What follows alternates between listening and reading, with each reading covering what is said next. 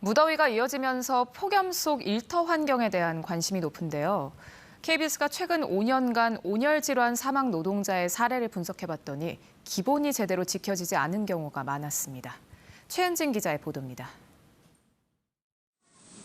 2018년 여름 울산의 한 공원 공사 작업을 맡았던 A씨.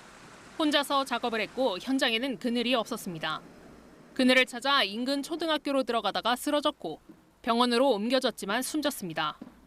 KBS가 근로복지공단 산업재해 경위서를 입수해 분석해보니 최근 5년간 온열 질환으로 산업재해를 인정받은 노동자는 117명, 이 가운데 19명이 목숨을 잃은 것으로 나타났습니다. 휴식 시간은 물론 물 먹을 시간도 없었다는 현장에 구토와 어지럼증으로 작업을 중단하겠다고 했지만 그늘이 아닌 땡볕 아래서 쉬라는 지시를 한 곳도 있었습니다. 물, 그늘, 휴식을 제공해야 한다는 기본 원칙이 무시된 겁니다. 실내에서 발생한 온열 질환 6건 중 4건에선 냉방시설이나 환기시설이 제대로 갖춰지지 않은 걸로 드러났습니다. 절반 이상은 교대 인원이 부족한 50인 미만 소규모 사업장에서 발생했습니다. 휴게 시간을 확보해야 되는데 그럴 만한 인원을 갖추고 있지 못하고 있기 때문에 온열 질환 예방에 있어서도 다른 산재처럼 취약지대로 남아있다.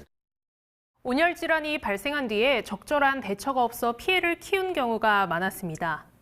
스스로 이상을 느껴 진료를 요청했는데도 사무실에 데려다 주겠다 혹은 일단 쉬어보라고 권유한 사업장이 적지 않았습니다. 경련을 하는 등 응급처치가 필요한 상황인데도 곧 나아질 거다라고 하는 등 심각성을 인지하지 못한 경우도 있었습니다. 특히 온열 질환으로 숨진 노동자 3분의 1은 이미 쓰러진 상태로 발견돼 치료 시점을 놓쳤던 것으로 나타났습니다. 정상적으로 돌아올 때까지 옆에서 누군가가 지켜보면서 관찰을 해야 됩니다. 더 나빠지면 곧바로 응급 조치를 하고 병원에 옮겨야 되죠. 최소한 휴식을 할 때는 반드시 2명 이상이 함께.